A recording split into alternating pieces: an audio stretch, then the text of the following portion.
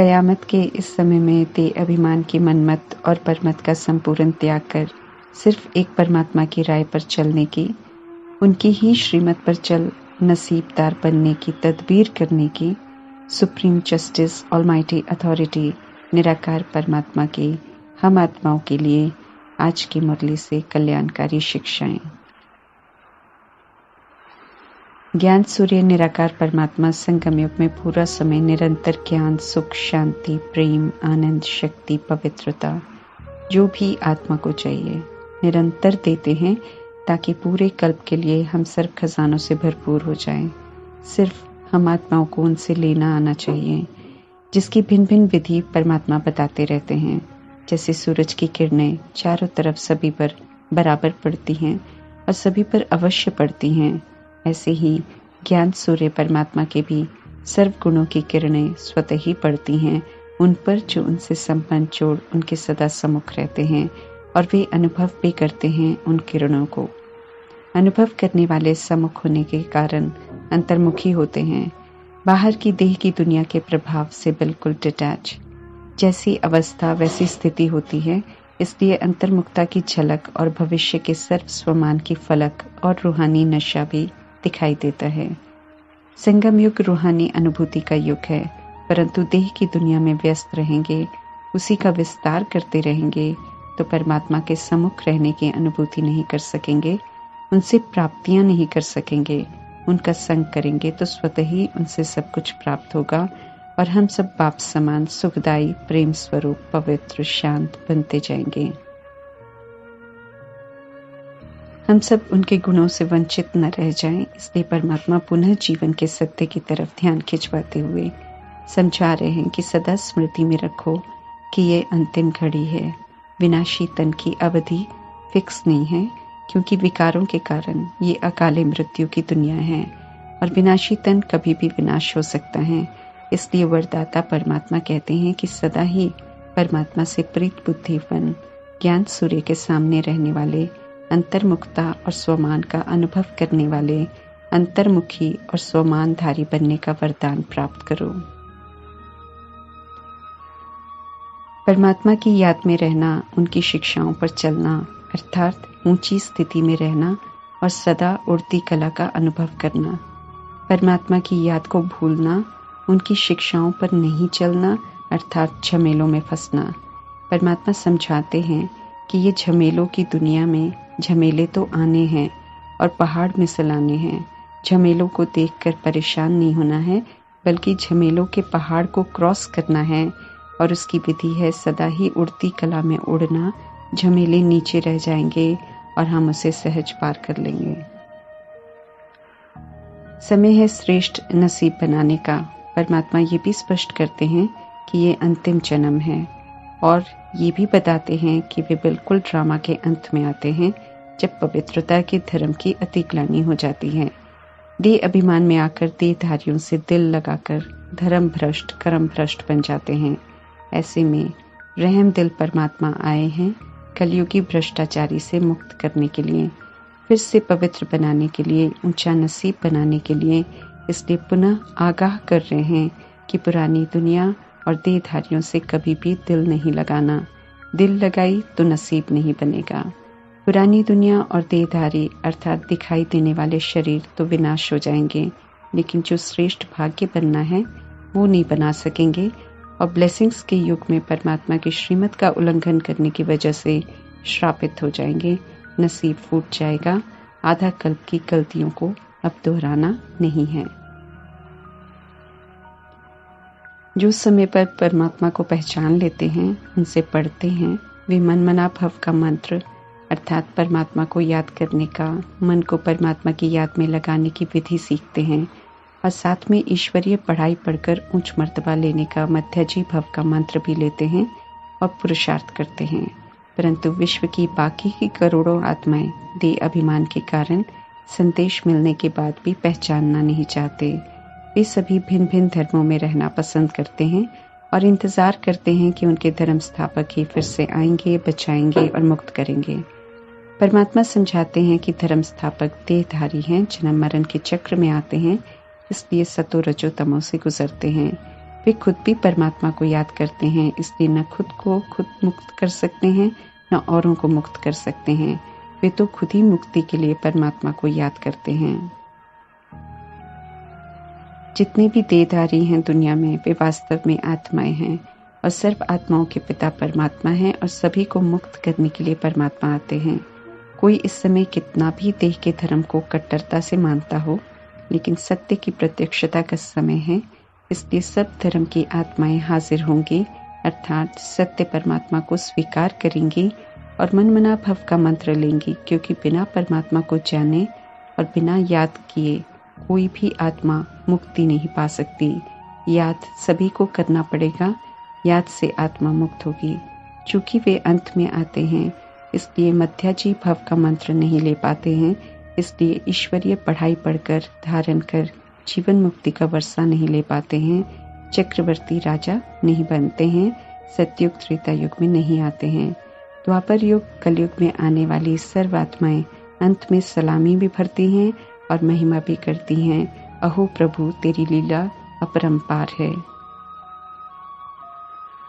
Drama का राज जानने वाले परमात्मा समझाते हैं कि इस समय धर्म स्थापक क्राइस्ट, मोहम्मद, गुरु नानक जी, बुद्ध, सभी की आत्माएं यहाँ ही हैं। जैसे कृष्ण की आत्मा साधारण तन में आ जाती हैं, ऐसे ही धर्म स्थापक भी बदलते हुए शरीरों में हैं, लेकिन उनके नाम पर बने हुए धर्मों की पालना कर रहे हैं। सभी के आगे सत्य प्रत्यक्ष होना है और सभी स्वीकार करेंगे और मन ही मन परमात्मा को याद करने का मंत्र लेंगे जरूर और फिर से अपने अपने समय में आकर धर्म स्थापन करेंगे। नसीबदार होना कलयुग के मनुष्यों प्रमाण विनाशी चीजों की प्राप्ति के आधार से है।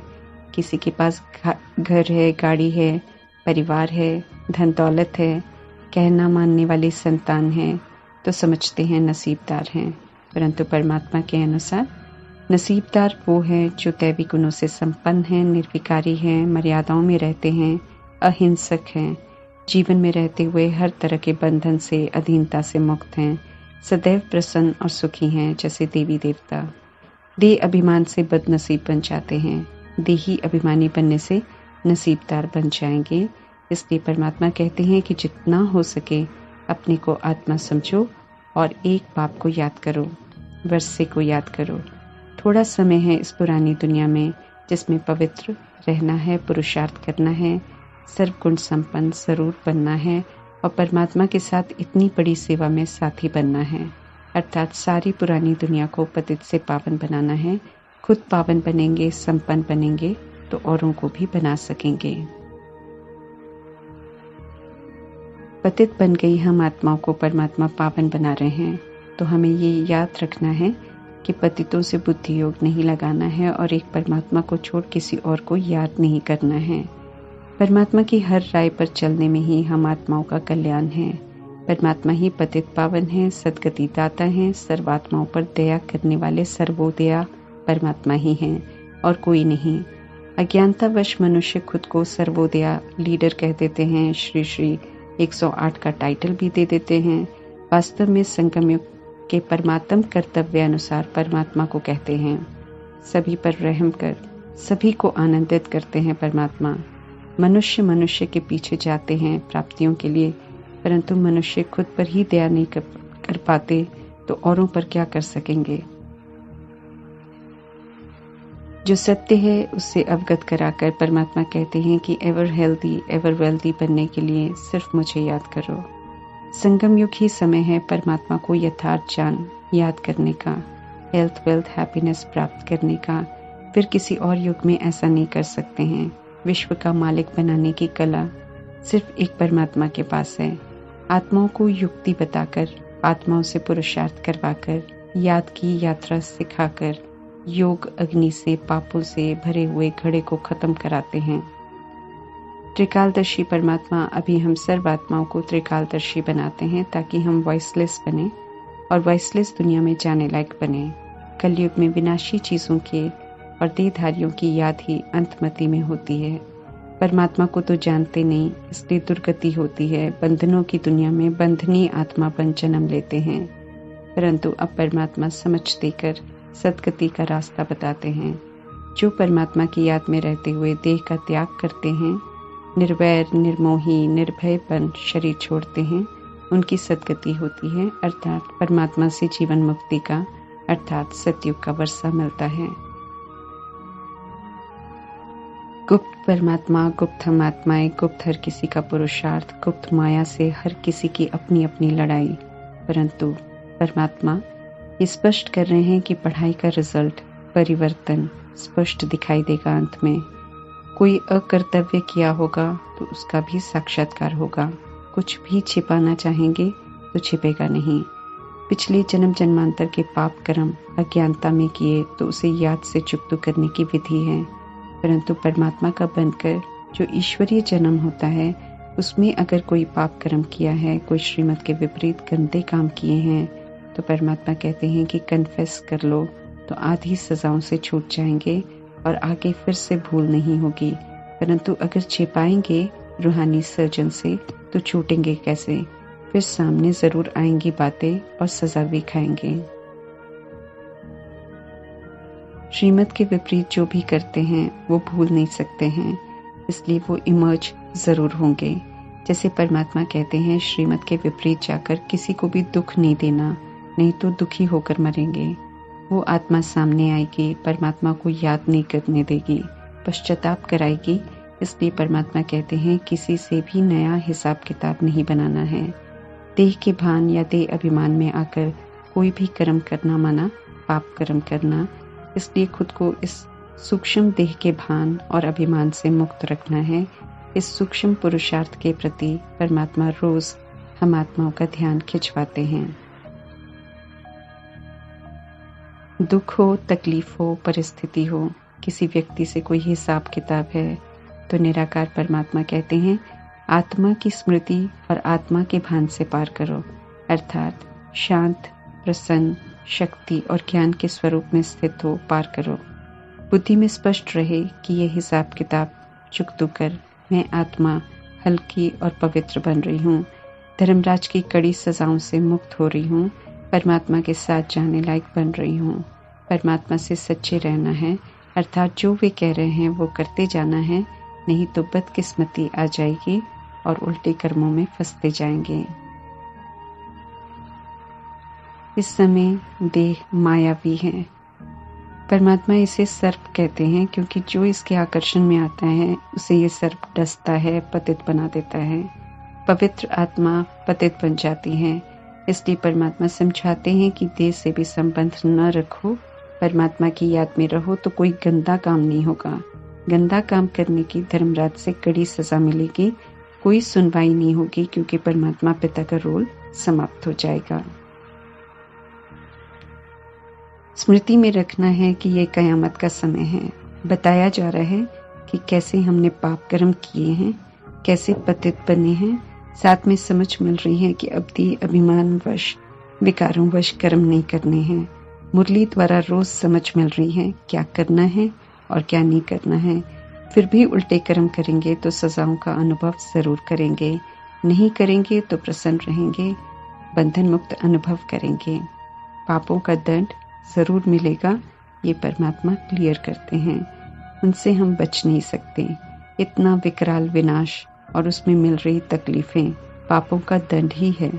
कलयुगी जेल से आज के समय में क्राइम करके भी बच जाते हैं, लेकिन कयामत का ये समय हर आत्मा को एक्यूरेट सजा देता है। जो कायदे से श्रीमत पर चल पवित्र नहीं बनते, उन्हें सजाओं द्वारा पवित्र बनना पड़ता है।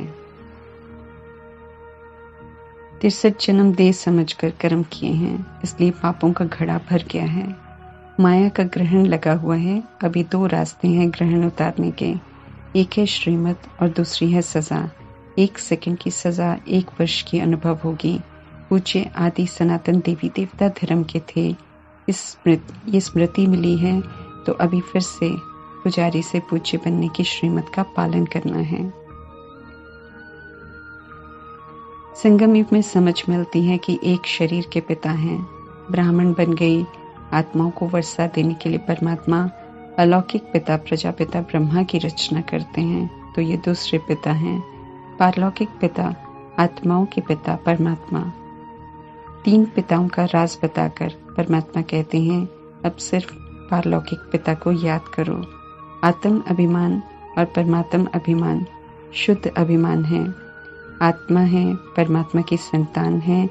इस अभिमान में आकर आत्मा देह के भान से मुक्त, विनम्र, पवित्र, सुखदायी, रहम दिल, कल्याणकारी प्रेम स्वरूप बन जाती है।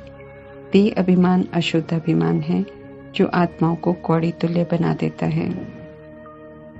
अपवित्र, दुखदायी, कामी, क्रोधी, लोभी, अहंकारी बना देता है।